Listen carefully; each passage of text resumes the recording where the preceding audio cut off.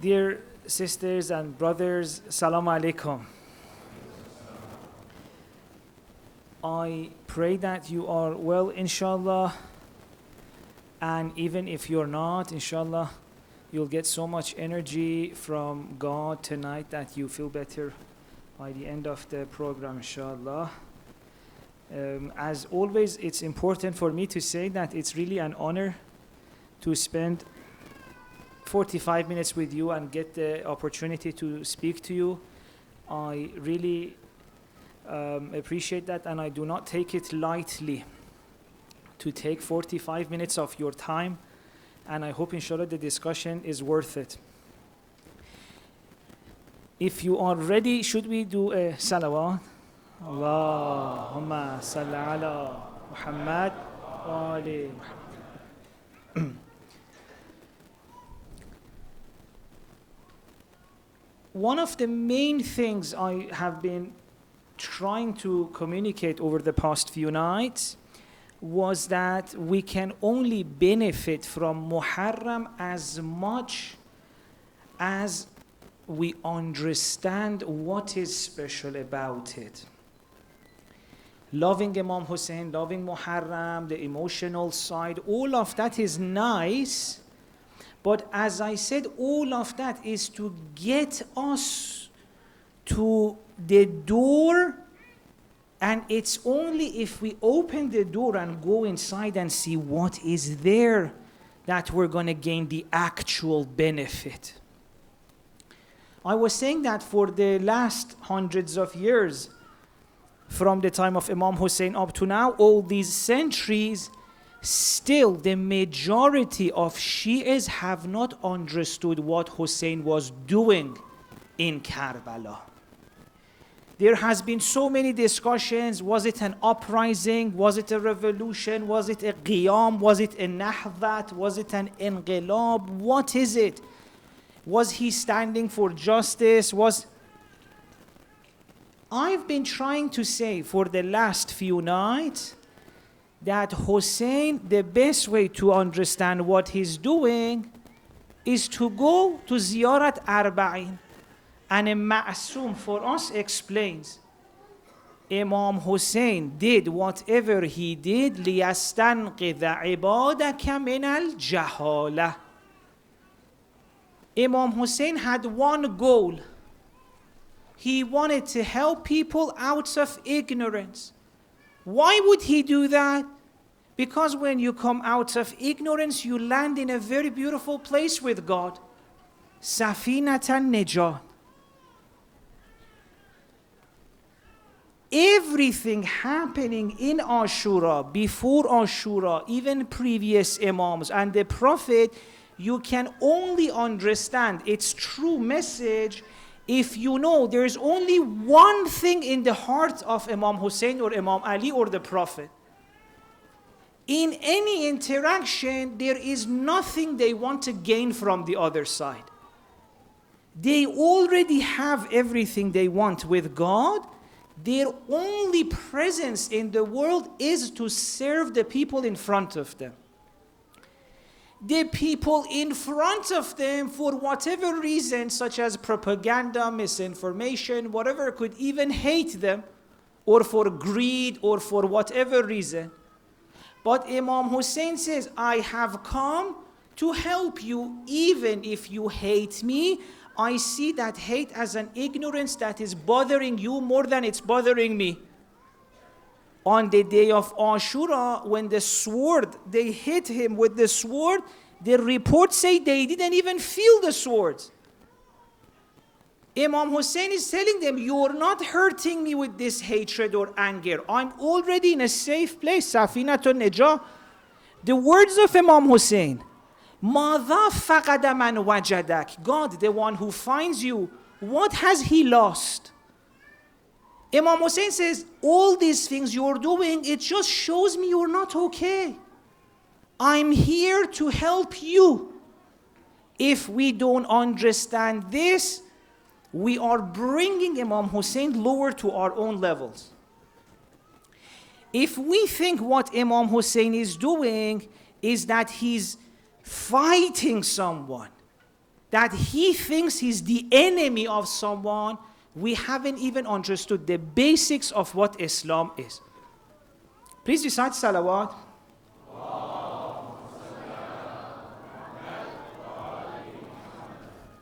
Many times, even parents must have seen that. There could be a fight between two siblings, and children are so, they say stuff, right? They're cute, they may say stuff.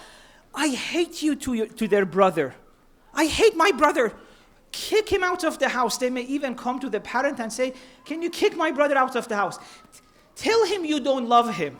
How many parents have seen that? Now, from the children perspective, this is huge. When two siblings fight, it's the end of the world. Oh, he broke my toy. He took my PlayStation controller. They are really ready to kick the other one out of the house. They may even come to the parent and say, tell him you don't love him. From the parent's perspective, what is that situation like? You're both my children. Yes, he made a mistake. I don't want him to hurt you. I remember I had a friend. He had two little siblings. One of them put lemon juice in the eye of the other one. It's very dangerous. It's not good. But can he now kick him out of the house? Yes, what he did is so wrong. That lemon juice can really hurt the eyes of that little baby. But from the parent's perspective, it says, yes, even the criminal in that situation is my child. I love both this and that, and I should stop. I should protect that one, but I don't hate any of you. I need to find a way to convince this one putting lemon juice in the eye of your friend or your brother is not a good idea. Now, why am I saying this? People, the majority of people, I would say 100% of people, for the exception of a few people, look at the world and they see everyone as their siblings. If anyone hurts them, they want to hurt them back. Or they want to go to the parent of the world, Masalan, in this case, God. God, take them to hell. Destroy them. But Imam Hussein, the Prophet, Imam Ali are not siblings of other people. They say, I love all of you. I can't solve the situation by destroying one of you. As a parent, you understand this very well. If you have two children and one of them, no matter how naughty he is, you can't fix that story by getting rid of one of your children. You may at some point even send him to uncle's house, grandma's house, separate them, but you can never get rid of him. You love both of your children.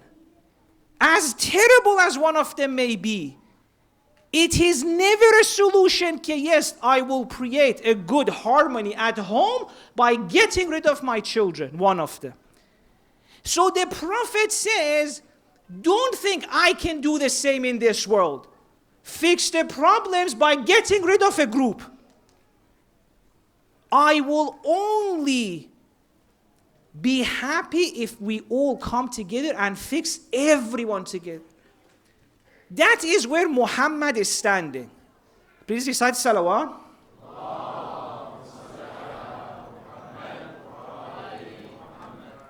There's a hadith by the Prophet. Prophets slowly through time grew because each would learn from the previous one. There's a hadith from our Prophet that says many prophets at some point gave up on people and prayed against them. Prophets were meant to be what? The parents who remind us, grow up, you become a parent too. Let's reach Safinat al-Najah. Let's get to a place where nothing in the world hurts you. But often they had a people who would not accept it. The Prophet says many previous prophets at some point gave up and said, God, take these people away. But Prophet says, I will never give up on you. The Prophet says, I am rahmatan lil alamin, no exclusion, and I will never give up on all of you. Hala, who's ready Now who's ready to come help me take him to this beautiful place? Shias are not meant to be, Muslims are not meant to be, Christians are not meant to be, people who believe in God are not meant to be siblings in this world. They're meant to reach such place of safety that when they come back, they're only coming back to take care of people. There's no personal stakes in them. They have landed on such safety, such amazing place with God, that all of this to them is a small dream, a small nightmare. And they're helping everyone else out. Although when you look at Islam like this, you realize why Imam Sadiq says, out of hundreds of thousands of followers that I have, not even 17 of them is like that. And I want to say that number hasn't increased much until now. Many of us at some point were like, God, take these people to hell. Imam Hussein will be like, if these people go to hell, I have failed. I am A'immat al-Huda. We are the Imams of guidance. Anyone who goes to hell, that's a failure. So how can you so easily send someone to hell? We need to do everything we can to remove ignorance from the hearts of everyone.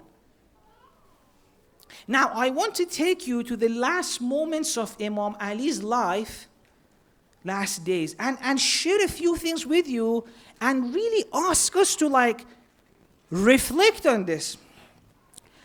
You know, by the way, how awful Imam Ali was feeling in terms of physically or not spiritually. Spiritually, he's happy. But physically, his body is in very difficult situation. Ibn Muljam has struck him, has opened his head. It's a very serious strike. And he's put so much poison on that sword that Imam's face is really in, I don't know, the reports say that Imam was visibly in terrible physical condition. I think it's a kind of pain, maybe some days in hospital we may have felt it. It's a really serious pain. Think about, this is important. Wallah, we had 14 centuries time to think about this. For mothers here who've given birth, think about the pain of delivery. That moments, even if, masalan, I'm giving birth and my husband is there, I may even get so angry and shout at him because the pain is too much. Honestly, when the pain gets too much, we don't understand anything. Imam Ali is in a pain like that. His face is yellow. Poison is all around the body. His head is open literally from the strike. Is the pain imaginable? Do you know what he's like? He says, أَلَا تَرَى إِلَىٰ عَيْنَيْهِ about Ibn Muljam. ألا ترى إلى عينيه قد طارتا في رأسه وقلبه يرجف خوفا ورعبا. In a situation like that, if we have that much pain, I am sure we would not even be smiling at our own family. He says, look at the eyes of Ibn Muljam, the one who struck him. He says, I can't see it. Out of fear, his eyes have gone inside. I can see his heart is trembling. How much do you have to love Ibn Muljam to do that? Just think about this. Have you ever noticed the pain in the eyes of even a stranger? Baba, I'm saying we don't even notice the pain sometimes in the eyes of our children. When was the last time a father among us told his child, I can see your child, your eyes. Baba, he loves Ibn Muljam more than a mom loves her child. How else can you understand this sentence? With that much pain, physical pain, he says, I can't see your eyes like that. Send him milk, tell him it's okay. This is Islam. get to such a great place with God, Ibn Muljam comes to kill you, you love him so much, the fear in his eyes gets to you.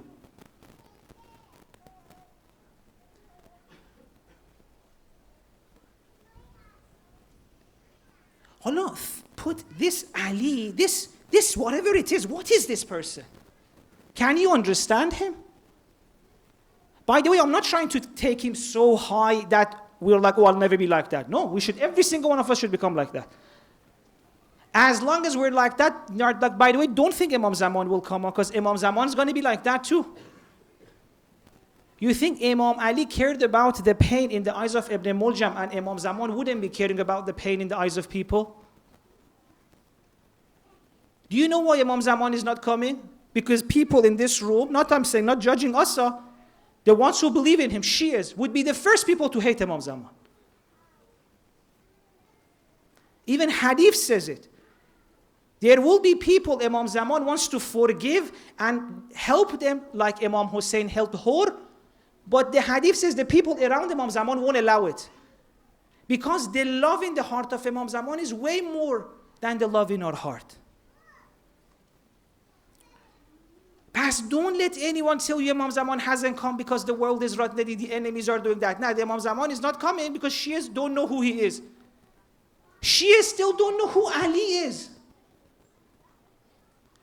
In this very month of Muharram, I've heard, masalan, teenagers telling me, we wanted to watch a movie in Muharram. Parents shouted at us, watching a movie in Muharram? Like, Baba, wallah, Imam Ali didn't shout at Ibn Muljam for killing Ali. You shout at a child for watching a movie. Khob, you think that child would like Muharram? Imam Ali says, even if you kill Ali, still it's not worth shouting at you.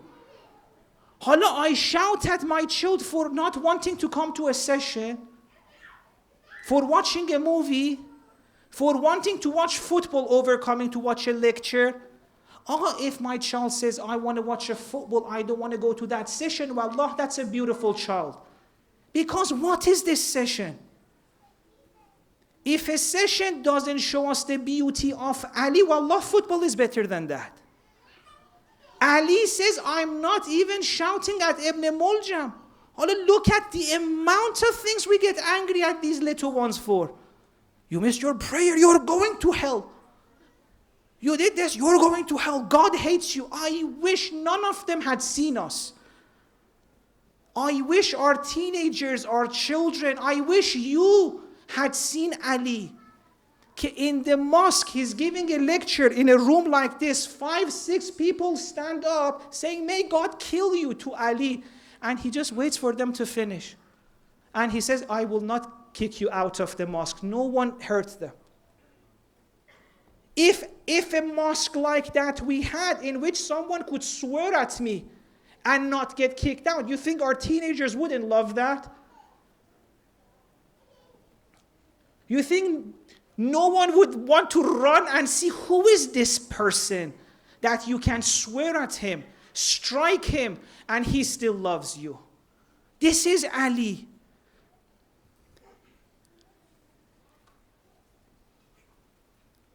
But if we don't have that type of love in our heart, and for some reason, instead of asking God, we want to become like that, you know what we do? We hide Ali from people. And the fact that Ali forgave Ibn Muljam, how many times is it told to people on the month of Ramadan? Do you know usually the wrong part of Nahjul Balagha is read for people? How many of you have heard that line? Imam Ali says, he struck me once, you only strike him once. Many people have heard that, dige. If you've heard this, please recite the salawat.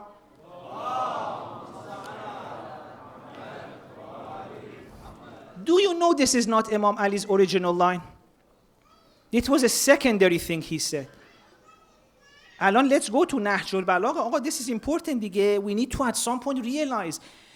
But why am I sharing all of this with you? Because Baba, Ahl Bayt a million times told us, even if you remember us for hundreds of years, as long as you do not know who we are, you're not going to become like us. But the moment you know the real Ali, you love it so much, you keep asking God, God, make me like Ali, make me like Ali. And God will. God's not stingy. Let's go to this from Nahjul Balagh. It's even on all of our own websites, you can read it.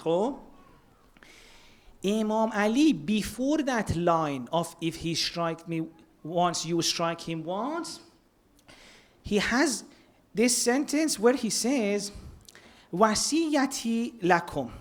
Allah, he mentions that masalan, do not have shirk in God. This is the interesting part.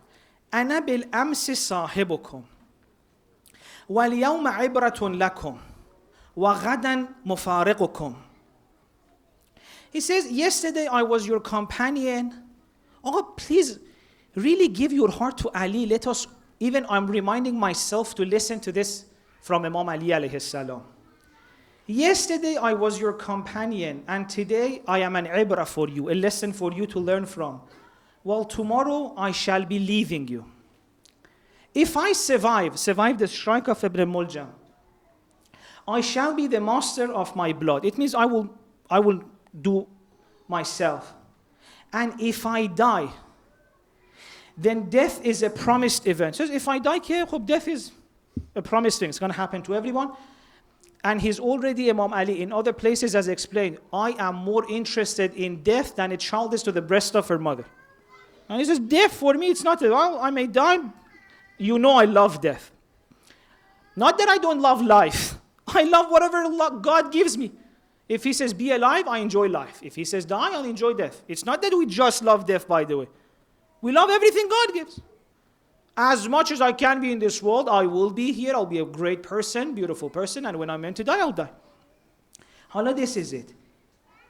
He says, if I forgive what? Ibn Muljam. It is for me a means of nearness to Allah. If I forgive, it is a means of nearness for me to Allah. وَإِنْ أَعْفُوا فَالْعَفْوُ لِي قُرْبَةٌ. And Imam Ali says, I believe in a God that if I want to get closer to him, become more like him, I should forgive. Pasala, what does God do? How does God feel?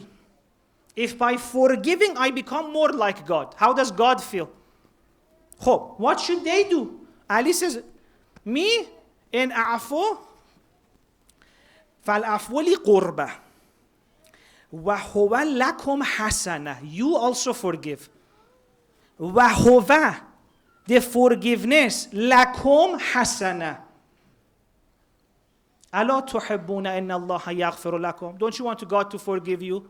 You forgive Ibn Muljam too. But he says, Wallah. He's saying it to us. Wallah ma faja'ani min al-mawt waridun karihtuh. Do not think that death is for me something I dislike. I'm not surprised by death. It's not going to give me anything I don't like.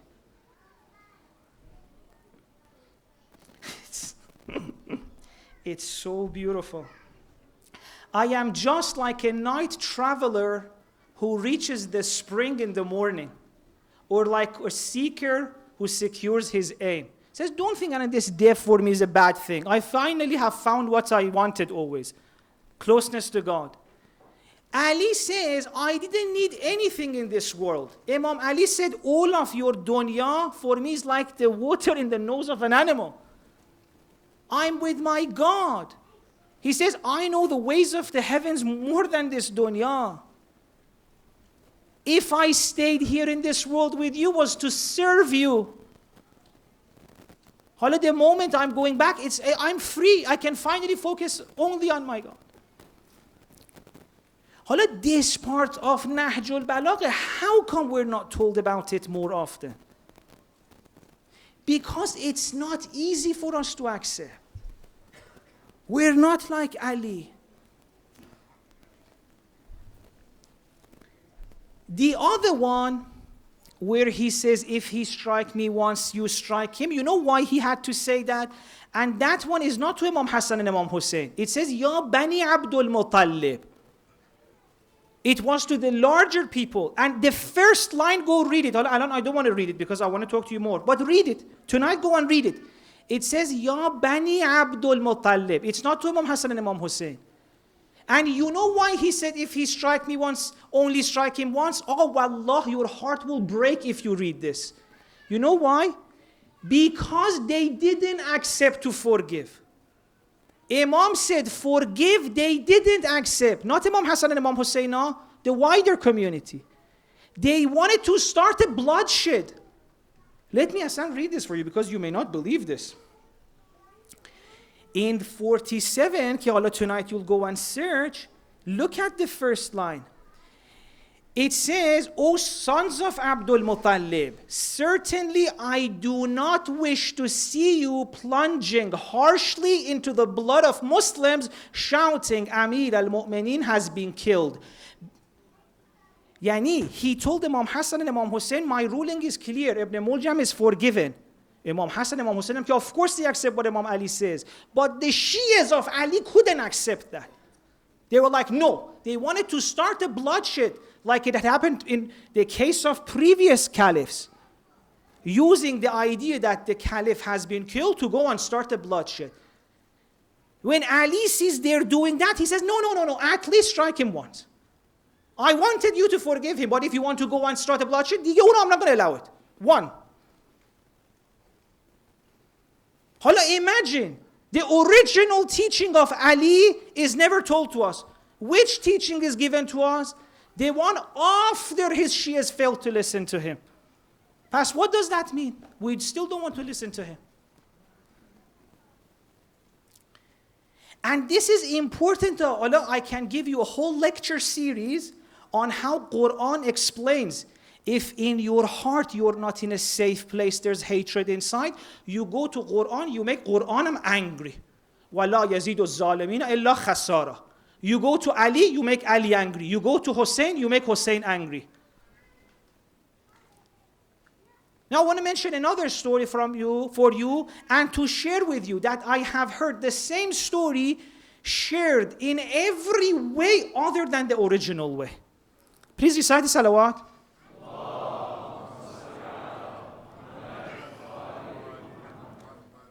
You know I love you, right, by the way? I hope passion doesn't come across as like, should calm down a little bit. It's just for me passion that Imam Ali is so beautiful. And I just want us to get there. But everything is okay, alhamdulillah. You know this story of this guy, let me say his name from here.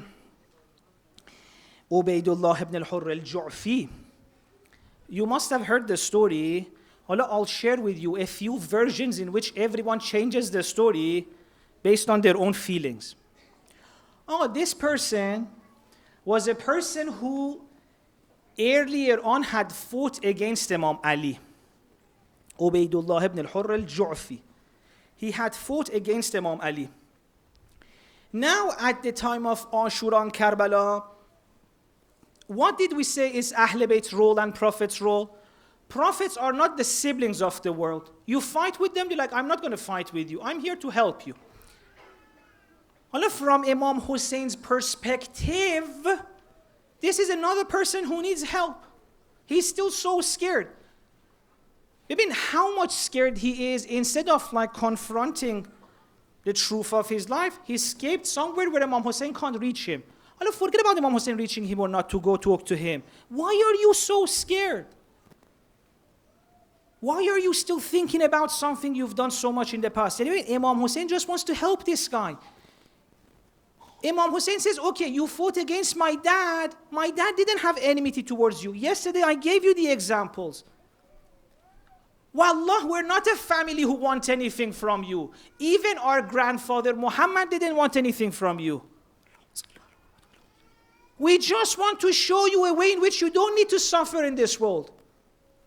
A way in which your children don't need to be scared. You don't need to be scared. You don't need to be worried. Life was meant to be a gift. Hussein wants to go and give him this. So Hussein sends someone to them with so much dignity. Imagine Hussein is going to send someone to a person who's fought against his dad. How do you think there's this much resentment in Hussein's heart? No. Go and read what he says. He says, Inna Allah qad ahda ilayka karam. God has gifted you dignity. The person talks to this guy. Hussein is there. He doesn't want anything from you, but he can help you. He has a safinatun najah. He can take you out of the darkness of dunya. The guy says, nah, people love dunya so much, I'm not going to come. He doesn't accept. Imam Hussein goes himself. This is the part I want you to pay attention to. Imam Hussein comes to him. I've already shared what is the rule of Hussein. Hussein says, I've come to save people from ignorance. Imam Hussein says, Bibin, I've come here to talk to you not because I need you. Hussein knows one person doesn't make a difference. I've come to show you a way out. On the day of Ashura, what happened? They all said, we saw our place in heaven. We transcended the sufferings of dunya. So Hussein says, let me take you to a beautiful place. He says, baby, you've done so much that alone your heart is not in a good place. But the guy says, I can't come, I'll give you my horse. Imam Hussein says to him, what? Baba, I wanted to help you. I didn't need anything from you. I came like a mother to a child who's going down a bad path to say, my love, let me help you. I don't need your horse. One horse is not going to make a difference. I just love you. I wanted to save you. I wanted to help you. If you don't want my help, it's okay. No, I don't need your horse. I love you. But it's so interesting. The last line it says, "Amma idha raghibta bi nafsika anna." If your heart doesn't want us, at least on the day of Ashura, go a little bit farther because I'm worried. Alone your heart is already in darkness. If you hear all of that is happening and not come help us, your heart will get even worse. Go at least, go somewhere far so nothing bad happens to you. If someone needs help, you don't help them, what happens? Your heart gets darker. Hussein says, I wanted to come here, get your heart to a beautiful place. I don't want your heart to get darker. Pass on that day, if you don't want to come help us, go a little bit farther so you don't hear this is happening and you don't come to help. Why am I telling you this? Because this is better for your heart. It's less damaging to your heart if you don't hear children needing help and you don't come and help. Has even this advice of Imam Hussein is out of love. You don't want us to help you, at least go far so that the damage of what you're doing to yourself is less. Read this if you want to know how Hussein said it, like a mother caring for her child. Like Ali, who said, I can't see the fear in your eye. But if this love in my heart is not there for people, I even change the history. I've heard the same incident on the TV sometimes, or even in lectures, and I'm not judging anyone. Masan, the person changes the tone of Imam Hussein.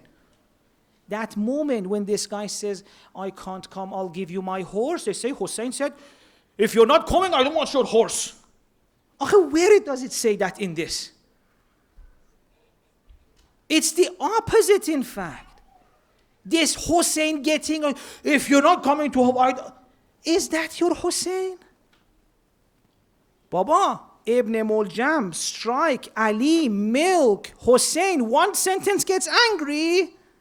Why are you bringing Hussein down? Because there's not love in my heart. Where, Asan? I was so shocked when I heard that. I was like, did I miss it? In the books of history that said Hussein was angry, his tone was harsh. I went and looked again. Nah, there's nothing like that. In fact, it's the opposite. The text is so kind. Why do we change the tone of Hussein from, Baba, I just wanted to save you. I don't need your horse to, if you don't give me your horse, Hassan, I don't even need you. Go. Not you, not your horse. How did this happen? Because I'm like that. If I'm like that, that when I need help from someone, it's for myself, and they don't help me, I'm like, you don't help me, Hassan, get lost. We bring Hussein down to our own level.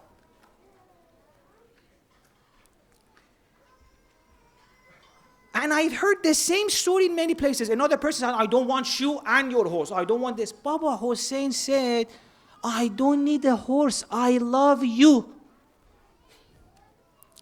Let me mention another story for you from the Prophet to see, we've been. Baby, this is the Ali that you do not need to worry about your children loving. Give one dose of this Ali to anyone for the rest of their life, they can't stop thinking about him. A Hussein like this, well, let me give you one from the Prophet. It's a night, Masalan, imagine like this, the Prophet is sitting, the Sahaba are around the Prophet. Prophet is telling them about, Masalan, some people, how much their actions are wrong. The Prophet is talking about to his people. The Sahaba are all sitting there. And one of the Sahaba has narrated this. This is in our sources. The Prophet was saying, maybe there is this group of people, Masalan, ulama, who don't act according to their knowledge. Their situation in the soul, in the depth of the world, is so bad that even some of the great sinners, when they see their sword, they're like, ooh. The Prophet is describing to people some of the ulama who don't act according to their knowledge. The point of the story would become clear in a few moments. The Prophet keeps talking, this is a very bad thing. When a person has found out the truth but doesn't act according to it, it's so bad. Even that sin compared to this, still this is worse, this is like that. The Sahaba say, as the Prophet was talking about this group of scholars, and how damaging they are, all of us were feeling so much hatred towards these ulama. Not ulama that don't act according to, or masalan, another group is ulama who teach only to gain money. And they're naughty people, not real ulama. The Sahaba says, we will all getting so disgusted at this group. So there's a group of people who learn the knowledge that can save us, but they only want to gain money out of it. He says we were getting anger, was getting more and more and more in our heart, and suddenly we saw Prophet started crying. Allah, he has already told them, these people are they're worse than the sinners, they're going to be here, this is their situation. They say, Prophet, why are you crying? He says, Rahmatan lil ashqiya. Out of my love for them. He says, I told you what they're doing is so bad, it's worse than this, it's worse than this. But it's my child, what can I do? It's my people. It's the creation of my God. I can't hate them like you can. I love them. If what they're doing is damaging their soul that much, I know I can't see them damaging their heart like that.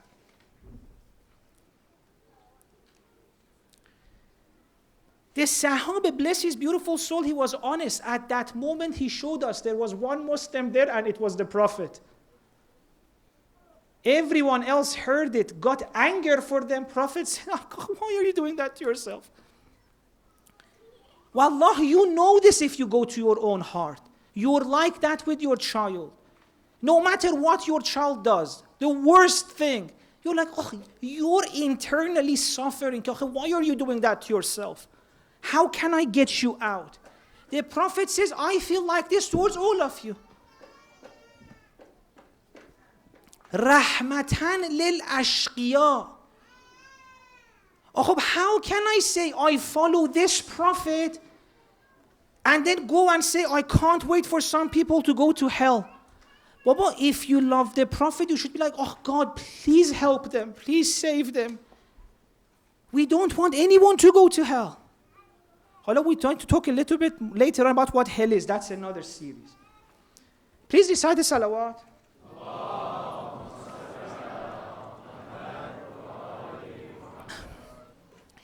One of the things I would like to, inshallah, at some point find out is if it makes sense what I'm trying to say. I'm really excited to see the soul who hears this and his heart says, I like that. I want to be like that. And if you feel like you hear that about the Prophet, you hear that about Imam Ali and Imam Hussein, and in your heart you're like, I'm not there, but I like it, I have so much respect for you. You're the kind of person Lady Fatima couldn't wait to see. You're the kind of person Imam Sadiq wish he had around him. You're the kind of person Prophet wish he had around him. And this doesn't make us better than the ones who made those mistakes. No, it just means 14 centuries efforts have been there for some souls to at least realize we don't hate anyone. Even if someone's damaging their soul, we cry for that, rahmatan lil ashqiya, and we do whatever we can to bring them out. Past, what am I trying to say? If you follow Prophet, you don't have any enemy in the world. If someone's doing wrong, it hurts you for two reasons. Because they're oppressing another person and also their own soul. So you have extra motivation than other people to go and stop that. But your solution cannot include destroying half of them. Your solution is what Imam Ali said in the khutbah we read the other day. Allahumma ahqan dima'ana wa dima'ahum. I'll only be happy if no one is getting hurt. Imam Ali, when he wants to give a prescription, he says, baby, we don't have any enemy in the world. If someone's doing wrong, we don't hate them. We're going to go and help them. How do we help them? By reducing from what's inside them that's making do that wrong thing. By opening doors for them so they can come out. Not by blocking the doors. Not by telling them there's no hope for you, you're a monster. If you tell a person who's doing bad, you're a monster. Like, if I'm a monster, can monsters do this? We need to go and see what is within people that's stopping them, that getting them out. But imagine if we were like this.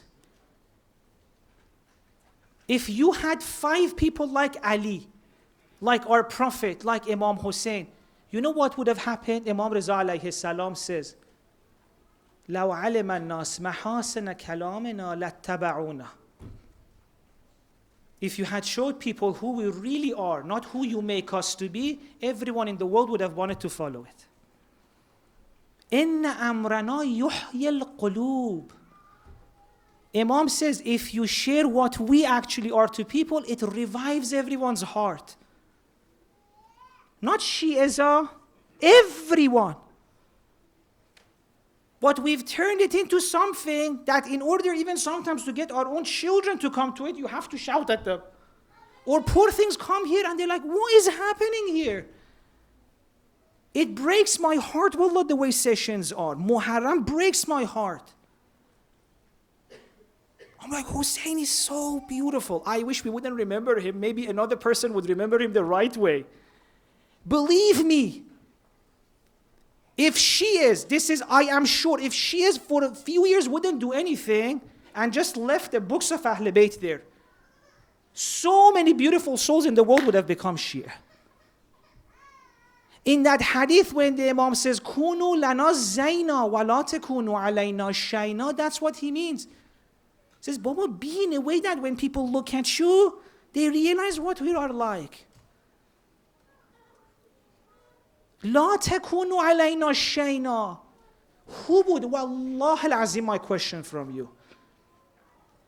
Who would look at any session this Muharram or in the month of Ramadan when we remember Imam Ali and afterwards be like, wow, Ali has so much love in his heart. Muhammad is so amazing. That real message of Ali, how can it come through all of this? Is it reaching out? As I'm saying, is it reaching here? Where is Ali in Ramadan? He's not there. Allah, I'm saying all of this because I feel like now we can't bring them back. For those of you hear this and you like Ali, you like Muhammad, you like Hussein, please come. Let's make a community that at least wants to become like them. It's really not that difficult. The only challenge was that we didn't even know they're like that. The moment you know, the moment you like it in your heart, if you ask God, the beautiful journey starts. From that moment onwards, life is going to be very different. This is a beautiful opportunity. If in your heart these things make sense to you, please, let's do something. Imam Sadiq said, I want 17 people like that, and let me show you what I do to the world.